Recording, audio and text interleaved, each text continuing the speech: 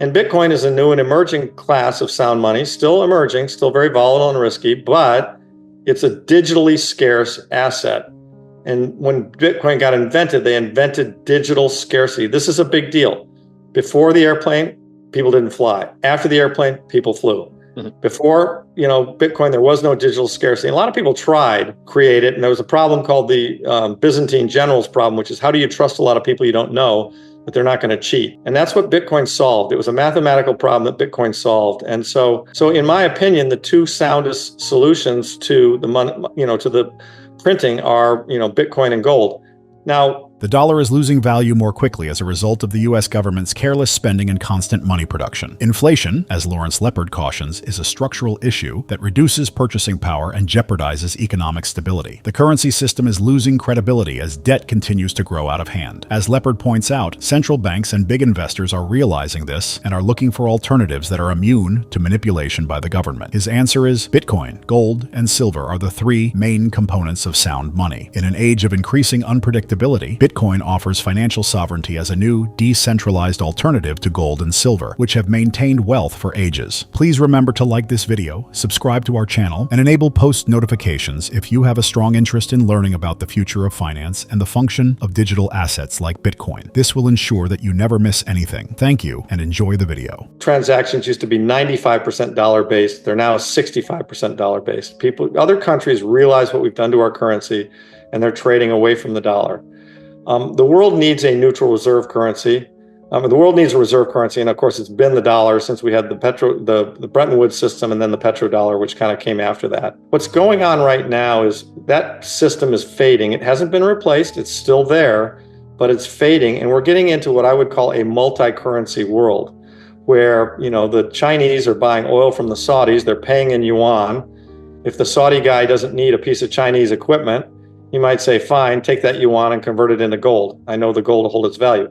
Before 2014, he might have said, take that yuan and convert it into U.S. Treasury bills. Well, he probably would have paid for it in U.S. Treasury bills. China would have transacted with Saudis in Treasury bills, but in U.S. dollars. But what I think is going, and so your question of do we have to reset it or can others reset it first? Well, the others are kind of already resetting it. The trend is away from the dollar.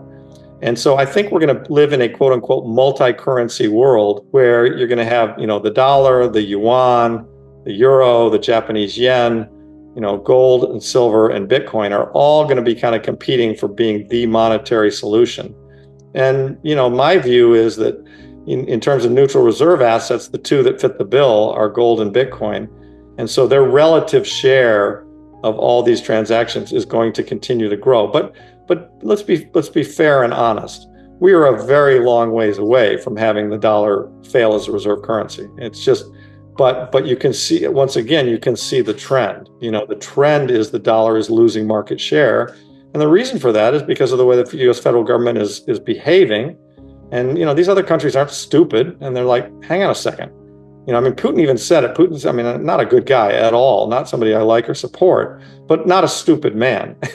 And he said, why should I hold anything that, the West, the US dollar, which is just programmed to debase at 7 or 8% a year. He literally said that. Mm-hmm. They get it, and more people are coming to see it in that way.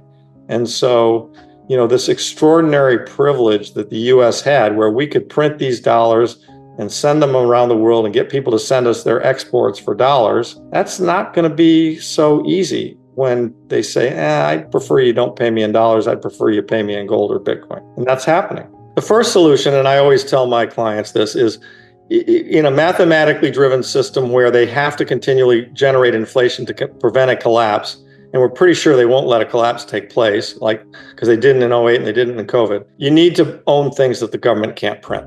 Okay, so real estate's a solution, a negative, and I deal with that in the book, but the negative there is it's got taxes and carrying costs and so forth. But the most obvious solutions are what I consider the two forms of sound money, gold, three forms of sound money, really, gold, silver, and Bitcoin. Gold and silver are analog sound money, 5,000 plus years of history. Everybody knows their money. They can't be debased. You know what they are. And Bitcoin is a new and emerging class of sound money, still emerging, still very volatile and risky, but it's a digitally scarce asset. And when Bitcoin got invented, they invented digital scarcity. This is a big deal. Before the airplane, people didn't fly. After the airplane, people flew. Mm-hmm. Before, Bitcoin, there was no digital scarcity. A lot of people tried to create it. And there was a problem called the Byzantine generals problem, which is how do you trust a lot of people you don't know that they're not going to cheat? And that's what Bitcoin solved. It was a mathematical problem that Bitcoin solved. And so in my opinion, the two soundest solutions to the money, to the printing are, Bitcoin and gold. Now, and by the way, gold has done a fabulous job of protecting you from debasement since 71. It's basically tracked with inflation.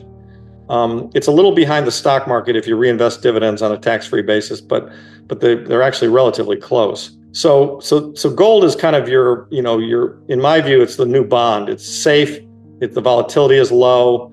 The biggest drawdown is, maybe the 1 year after 1980 where it got drawn down in the 20 or 30% range. But in general, gold's up 66% of the years on balance. And then the other 33% when it's not up, it's not down by much. So gold protects your purchasing power. Bitcoin's kind of like a growth equity. It's kind of becoming the newer form of gold, a digital form of gold. And young people seem to prefer Bitcoin to gold and it's got advantages. You can see, the blockchain, you don't have the paper gold problem, et cetera, et cetera. So these are the two solutions that I recommend highly, and the book talks about both of them extensively. Lawrence Lepard likens the rise of Bitcoin to the early internet era. Slow dial-up connections at the time made the internet seem unsuitable for daily use. However, the internet became quick, easy to use, and an essential component of contemporary life as technology advanced. The evolution of Bitcoin, he adds, is comparable to that of mobile phones, which were previously heavy and costly but are today a necessary tool for business and communication. In a similar vein, the infrastructure behind Bitcoin is changing quickly. It will grow in usefulness and appeal as a choice for international trade as it gets simpler to use. Also, a quick reminder, only a small percentage of viewers are subscribed. If you enjoy deep dives into crypto and finance, hit that like button and subscribe. It's free and helps the channel grow. Now let's get back and hear what he has to say. Part of, again, why I wrote the book, get everybody knowledgeable enough so that when that occurs, a lot of people stand up and say, damn it, this inflation's killing us. Mm-hmm. Would somebody please take us back to sound money? Please. And, if there are enough of us, right now, I'd put the people who understand this issue at maybe at the 5% level, maybe higher, maybe lower, but certainly not big. So we got to get a much bigger groundswell of people who understand the issue. And then we'll have politicians who will stand up and say, well, I want to be elected. And I know that one way to get elected is to be a sound money person. Mm-hmm. So I'm a sound money person. Well, then people vote for them. And you can see where this goes, right? It does. It's more easily divisible. Frankly, gold hasn't really been a part of the monetary system since the 1920s. My grandfather told me about paying for things with gold coins. But you and I, gold coins are, they're collector's items now, right?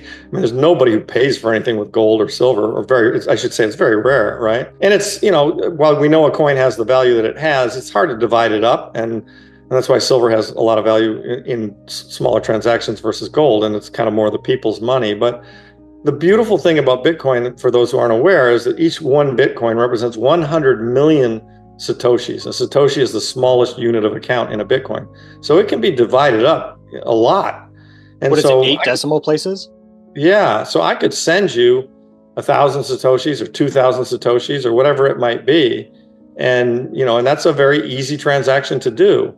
Now, one thing we should talk about here is obviously today, Bitcoin's not really being used heavily for transactions because the main blockchain that Bitcoin is running on settles every 10 minutes. And the average transaction cost right now, I think, is running around $3. Well, you're not going to buy a cup of coffee with a transaction that takes $3 to do it.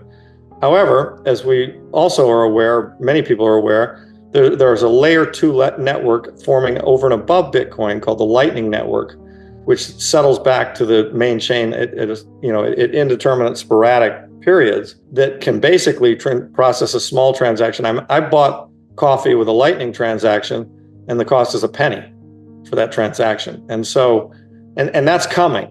But, we need, this, I've often said, and I was an investor in the internet back in the day, I've often said this kind of reminds me of the early days of the internet where you had dial-up and it was clunky and the browsers didn't work very well. And Bitcoin's still in the early days. For the first 5 or 6 years, it was a complete experiment. Mm-hmm. And I remember talking to people and they're like, well, I don't know if this is going to work or not. But we're out of the experiment phase. We've now got, it's now an asset. We've now even got the US SEC saying it's a commodity and they allowed ETFs, big steps. And so now that we have this thing and it truly is an asset, the next move is for it to become a form of money that you can transact with. But that's going to take technological time and development for these Lightning solutions to get better. It's very easy to buy coffee with a Lightning transaction. I did a Lightning transaction where I tried to send somebody $2,000. It worked, but it took about a day and it cost a lot.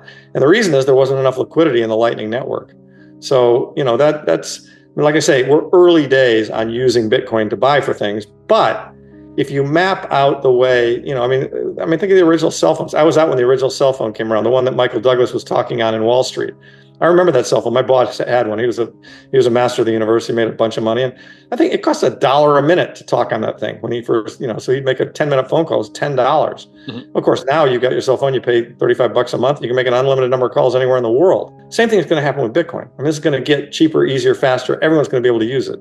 Mm-hmm. But, you got to give the technology guys time to develop, those solutions. According to Lawrence Lepard, gold has not been a part of the world's monetary system since the 1920s. Gold coins are now mostly regarded as collector's pieces rather than a means of commerce, even though his ancestor used them for transactions. He admits that silver is a type of people's money because of its lower denominations, which provide it greater useful value for daily transactions. On the other hand, Bitcoin provides a distinct benefit. Bitcoin is very divisible and effective for transactions because each unit may be split into 100 million Satoshis. Although there are existing issues with Bitcoin's foundation layer, like exorbitant transaction costs and settlement times of about 10 minutes, Leopard describes the creation of the Lightning Network as revolutionary. Bitcoin is becoming more and more feasible for daily purchases because to this second layer solution, which allows transactions to happen very instantly for a fraction of the price. He talks about his own experience utilizing Lightning to purchase coffee, with fees as low as 1 penny. The network still has liquidity issues for larger transactions though, indicating that Bitcoin's payment infrastructure is still in its infancy. Leopard draws comparisons between the current condition of Bitcoin and the early days of the internet, when dial-up connections were unreliable and slow, but eventually cleared the path for today's high-speed worldwide network. He also remembers the early mobile phones, which were large, costly, and unusable, but eventually became indispensable in day-to-day living. He thinks Bitcoin will follow the same path, becoming faster, cheaper, and more accessible as the technology advances. Much like the cost of using a mobile phone fell and its popularity skyrocketed. To remain up to date on the most recent developments in Bitcoin, cryptocurrencies, and the digital economy, please take a moment to like this video, subscribe to the channel, and enable post notifications. And as always, happy investing.